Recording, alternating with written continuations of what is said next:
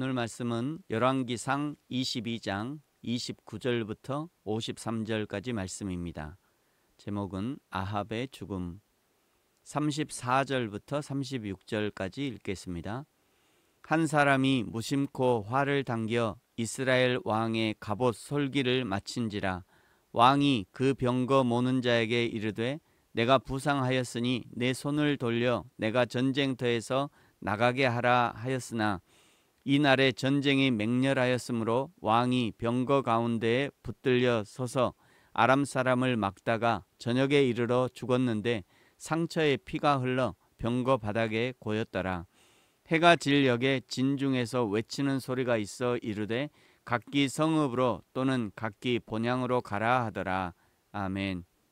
아합이 미가야 선지자에게 진실을 말해달라 요청해서 진실을 말해줬더니 오히려 거짓 선지자 시드기야는 미가야 선지자의 뺨을 치고 아합 왕은 미가야 선지자를 가둬버렸습니다. 선지자의 삶은 고단한 삶입니다. 하나님의 진리를 있는 그대로 선포하고 전달하는 것이 선지자의 사명이지만 그러나 사람들은 전혀 귀 기울이지 않는 것이 현실입니다. 미가야 선지자의 죽음의 예언에도 불구하고 북이스라엘의 아합 왕과 남유다의 여호사밧 왕이 길르앗 라못을 탈환하려고 전쟁에 나섭니다. 30절 아합 왕은 변장을 하고 왕복을 벗고 일반 병사 차림으로 전쟁에 나가기로 합니다. 왜냐하면 미가야 선지자의 예언이 있었기 때문에 만에 하나라도 위험한 일이 있을 수 있기 때문에 그것을 사전에 방지하고자 변장하는 것입니다.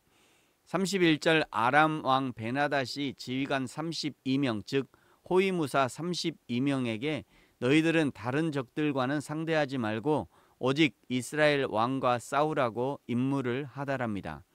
그러니까 32명의 특수부대를 편성해서 오직 아합을 죽이기 위한 한 가지 임무만을 하달하는 것입니다.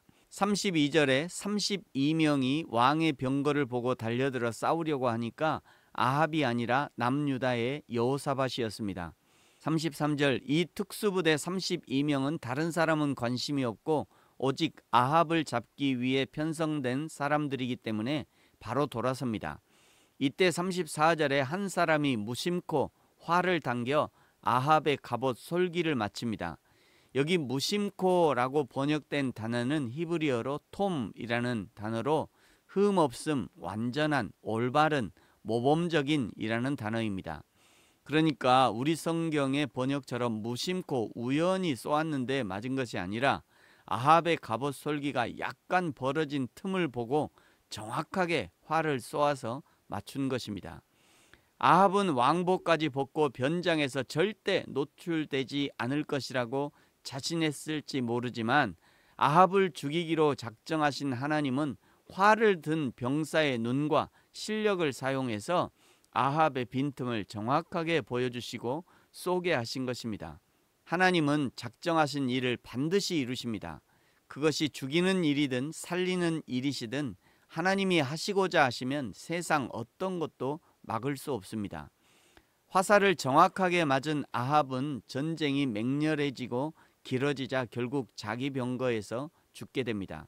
37절 아합은 사마리아에 장사를 하고 병거를 창기들의 목욕하는 곳에서 씻을 때 그 피를 개들이 핥았습니다.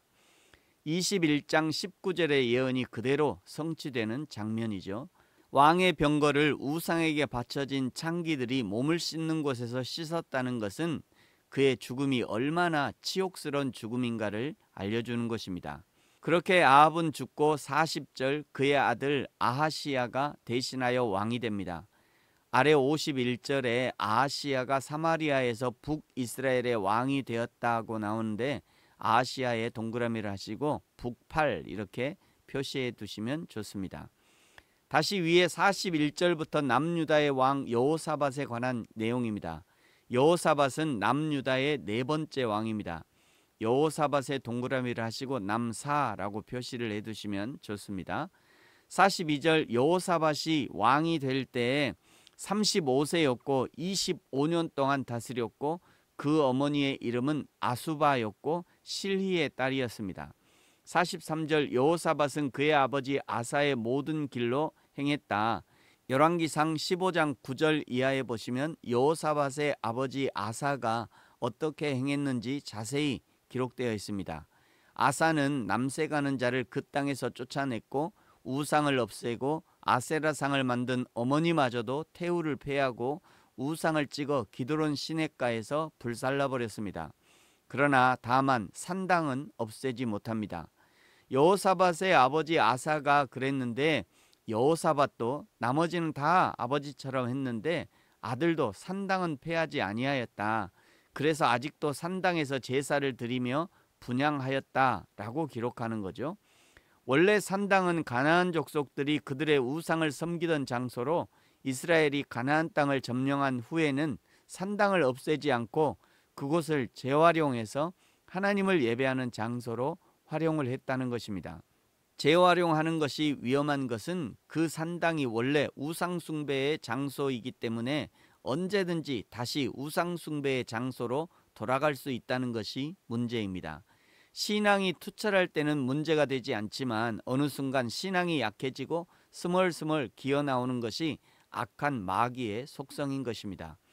여호사밧이 정직하고 착하고 지혜롭고 명철했던 것은 사실이지만 그러나 이런 분별력은 떨어졌던 것입니다. 여호사밧의 분별력이 떨어졌다는 것을 또 알 수 있는 부분이 44절인데요. 그가 북이스라엘의 왕과 더불어 화평했다고 합니다. 북이스라엘 왕이 누구입니까? 아합입니다. 이세벨이죠. 신앙의 분별력이 없으면 아무거나 손을 잡으려 합니다.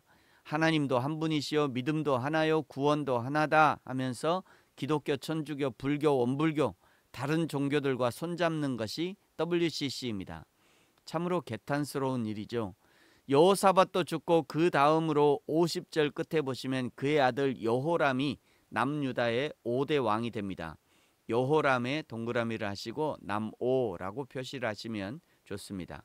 이렇게 해서 열왕기상을 마치게 되었습니다. 사랑하는 성도 여러분, 하나님의 뜻은 반드시 이루어집니다.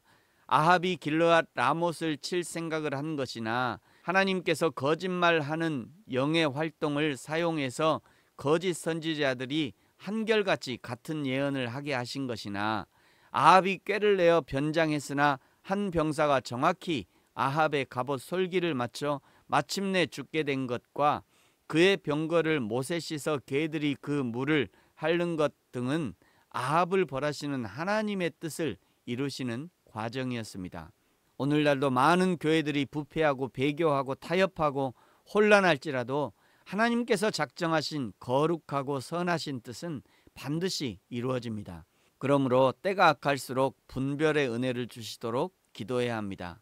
말씀을 분별하십시오. 은혜를 분별하십시오. 시대를 분별해야 합니다. 사람을 분별해야 하고 교회를 분별해야 합니다. 그리하여 하나님 앞에서 착하고 충성된 자로 서는 저와 여러분이 되어지기를 예수님의 이름으로 축복합니다. 아멘. 기도하겠습니다.